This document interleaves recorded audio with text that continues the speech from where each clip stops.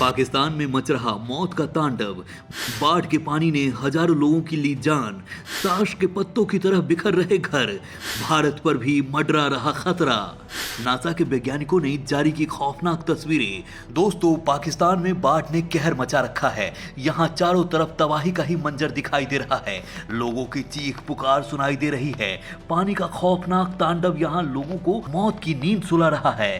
घर ताश के पत्तों की तरह बिखर रहे हैं। ये कोई नहीं जानता कि अभी और कितनी तबाही मचनी बाकी है। यहाँ सबसे डरा देने वाली बात यह है कि पाकिस्तान मौसम विज्ञान विभाग ने सितंबर के महीने में भी सामान्य से ज्यादा बारिश की भविष्यवाणी की है। इसमें कहा गया है कि पूर्वोत्तर पंजाब और सिंध के इलाकों में बाढ़ का कहर और बरस सकता है। यानी कि कुदरत का प्रकोप अभी यहाँ नहीं रुकने वाला है। लेकिन अब तक जो तबाही मची है वो रूह को कपा देने वाली है। पाकिस्तान की राष्ट्रीय आपदा प्रबंधन प्राधिकरण ने कहा कि भारी बारिश के चलते 3.5 करोड़ से ज्यादा लोग प्रभावित हुए हैं। 10 लाख घर क्षतिग्रस्त हो चुके हैं। बाढ़ और बारिश से जुड़ी घटनाओं में लगभग 1200 लोगों की मौत हो चुकी है, जबकि 1700 लोग जख्मी हुए हैं। खैबर पख्तूनख्वा में बाढ़ का खतरा और बढ़ रहा है। पाकिस्तान का 1/3 हिस्सा पानी में डूबा हुआ है। पाकिस्तान की सरकार ने बाढ़ से 10 अरब डॉलर के नुकसान की आशंका जताई है। भूखमरी की कगार पर आ चुके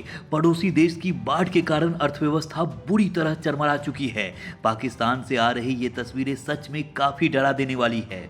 लेकिन दोस्तों, अगर आप यहाँ सोच रहे होंगे कि पाकिस्तान में आई बाढ़ से हमें क्या लेना देना है, वहाँ की तबाही से हमारा क्या नाता है, ये तो पाकिस्तान की प्रॉब्लम है, भारत की नहीं। और तो और पाकिस्तान तो हमारा दुश्मन है और वो हमेशा भारत को नुकसान ही पहुंचाता रहता है। फिर हमें पाकिस्तान की बाढ़ से क्या लेना देना। तो दोस्तों, हम आपको बता दें कि ये आपका सोचना गलत है और यही सोच हमारे लिए काफी भारी पड़ सकती है, क्योंकि पाकिस्तान की ये तबाही भारत की तरफ बढ़ते खतरे की ओर इशारा कर रही है, जिसके लिए हमें चेतना बहुत जरूरी है। वो कैसे, ये हम आपको इस वीडियो में बताएंगे। तो दोस्तों, इस वीडियो को बिना स्किप किए अंत तक जरूर देखिएगा और फिर सोचिएगा कि पाकिस्तान की तबाही को कैसे रोका जाए। कुदरत दिखा रही अपना रौद्र रूप, भारत को होना होगा सजग।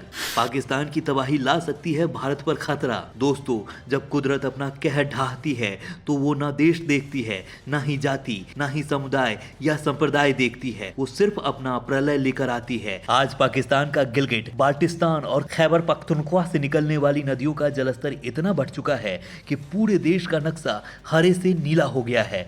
बाढ़ की तबाही क्या होती है, इसका उदाहरण साल 2013 में केदारनाथ में आई बाढ़ के कहर से जान सकते हैं। वहीं हर साल केरल में बनते बाढ़ के हालात से समझ सकते हैं। लेकिन ये तबाही एक राज्य तक ही सीमित थी। वहीं पाकिस्तान में आई ये प्रलय पूरे भारत के लिए तबाही का कारण बन सकती है। वो कैसे, इसे हम आपको पूरे डिटेल में समझाते हैं। अभी हाल में ही नासा की अर्थ ऑब्जर्वेटरी ने पाकिस्तान की काफी डरा देने वाली तस्वीरें जारी की है, जिसमें हर जोड़े की तस्वीर में एक ही जगह की 2 फोटो है।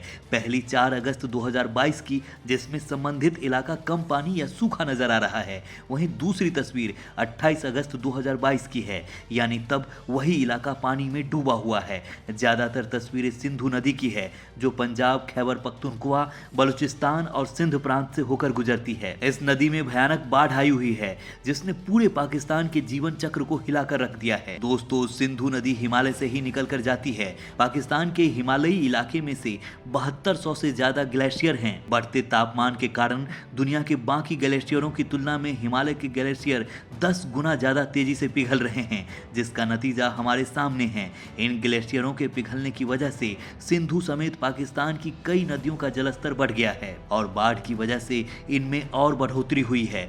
नासा के NOAA-20 सैटेलाइट से ली गई इन तस्वीरों में visible infrared imaging radiometer suit लगा है, जिसने इन तस्वीरों को लिया है। पाकिस्तान में इतना पानी जमा हो गया है कि देश का 1/3 हिस्सा सैटेलाइट तस्वीरों में हरे भूरे पीले रंग से बदलकर नीला और हरा हो गया है। यहाँ नदियों का जलस्तर खतरे के निशान से ज्यादा बढ़ गया है। बांध उफन कर टूट गए हैं। सिंध प्रांत के कंबर और शिकारपुर की ये हालात आप इन तस्वीरों में देखकर समझ सकते हैं। यहाँ 500% अधिक बारिश हुई है। इससे ही आप अंदाजा लगा सकते हैं कि पाकिस्तान में तबाही का ग्राफ क्या होगा और कितना होगा। वैज्ञानिकों का कहना है कि ग्लेशियरों के पिघलने के साथ साथ अतिरिक्त बारिश ने पाकिस्तान की नदियों में उफान पैदा कर दिया। ग्लेशियर पिघलने के बाद हिमालय से निकले पानी ने नदियों के बहाव को और तेज कर दिया। इसे हिमनद झील का प्रकोप बाढ़ कहा जाता है। हिमालय में ग्लेशियरों का तेजी से पिघलना कोई अकेली घटना नहीं है। इसी तरह की घटनाएं यूरोप के आल्प्स में भी देखी गई है, लेकिन हिमालय के ग्लेशियरों का पिघलना उत्तरी और दक्षिणी ध्रुव के देशों के लिए खतरा पैदा कर सकता है। वैज्ञानिकों का कहना है कि ग्लोबल वार्मिंग की वजह से हिमालय के ग्लेशियर तेजी से पिघल रहे हैं। इससे भारत, नेपाल, चीन, बांग्लादेश, भूटान, पाकिस्तान समेत कई देशों में पानी की किल्लत होने वाली है, क्योंकि इन देशों की ज्यादातर नदियां तो हिमालय के ग्लेशियर से निकलती हैं। ग्लेशियर पिछले दशकों में 10 गुना ज्यादा तेजी से पिघल रहा है, जबकि छोटा हिमयुग यानी 400 से 700 साल पहले ग्लेशियरों के पिघलने की गति का औसत बेहद कम था, जबकि पिछले कुछ दशकों में ये बेहद तेजी से बढ़ा है, जिसकी मुख्य वजह ग्लोबल वार्मिंग और क्लाइमेट चेंज है। भारतीय प्रौद्योगिकी संस्थान के शोधकर्ताओं ने इस साल की शुरुआत में तेज गर्मी और लू के कारण हिमालय के ग्लेशियरों में अत्यधिक पिघलने को दर्ज किया था। रिसर्चर 15 साल से समय से हिमालय के बर्फ के आवरण, बर्फ के निर्माण और मौसमी हिमपात पर नजर रखे हैं। इसे लेकर एक ग्लेशियोलॉजिस्ट ने बताया कि हमने स्टडी के लिए ग्लेशियर पर जून महीने में नजर बनाए रखी थी और अगस्त तक हम उस पर अवशेष भी नहीं ढूंढ सके। गर्मियों की शुरुआत में तेजी गर्मी को महसूस किया। मार्च और अप्रैल में ही तापमान ने 100 साल का रिकॉर्ड तोड़ दिया, जिसका परिणाम ये हुआ कि ग्लेशियर पिघल गए और कुछ तो पूरी तरह से ही गायब हो गए, जिसका परिणाम पाकिस्तान में आई ये तबाही है। वैज्ञानिकों ने छोटे हिमयुग के बाद अब हिमालय के 14,798 ग्लेशियरों का अध्ययन किया है, जिसमें उन्होंने इन ग्लेशियरों की सतह, बर्फ का स्तर, मोटाई, चौड़ाई और पिघलने के दर की स्टडी की है। इस अध्ययन के बाद जो सामने आया है वो काफी डरा देने वाला है। वैज्ञानिकों ने अपनी स्टडी में पाया कि इन ग्लेशियरों ने अपना 40% हिस्सा खो दिया है।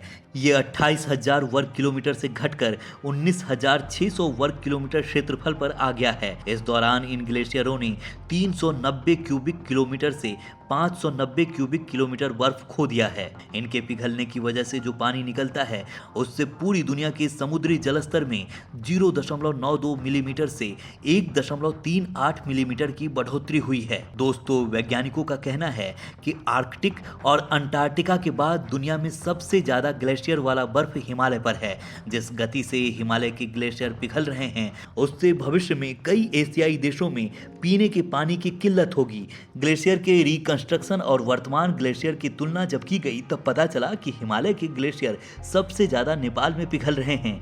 पूर्वी नेपाल और भूटान के इलाके में इनके पिघलने की दर सबसे ज्यादा है। इसके पीछे बड़ी वजह है हिमालय के पहाड़ों के दो हिस्सों के वातावरण, वायुमंडल में अंतर और मौसम में बदलाव। वैज्ञानिकों का कहना है कि ऊंचाई पर सिर्फ ग्लेशियर नहीं पिघल रहे, बल्कि ये वहां भी खत्म हो रहे हैं, क्योंकि लगातार बढ़ते तापमान की वजह से झीलों का पानी तेजी से भाप बन रहा है, जिससे पीने के पानी की किल्लत हो सकती है। इसके साथ ही एक और समस्या सामने आई है। अगर यहाँ हम भारत के हिमालय क्षेत्र की बात करें तो यहाँ की स्थिति भी खराब हो चुकी है।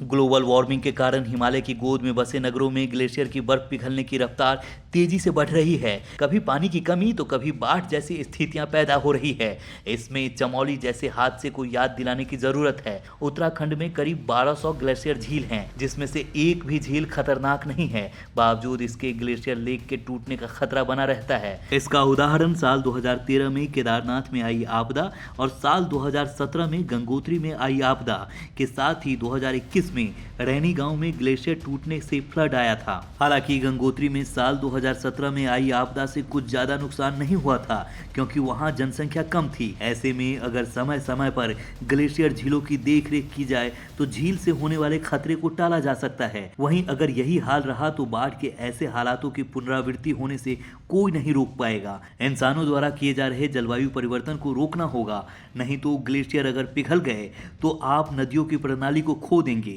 इसके बाद एक साथ कई देशों में पानी की किल्लत हो जाएगी, जिससे हाहाकार मच जाएगा। खेती नहीं हो पाएगी, उपज खत्म हो जाएगी।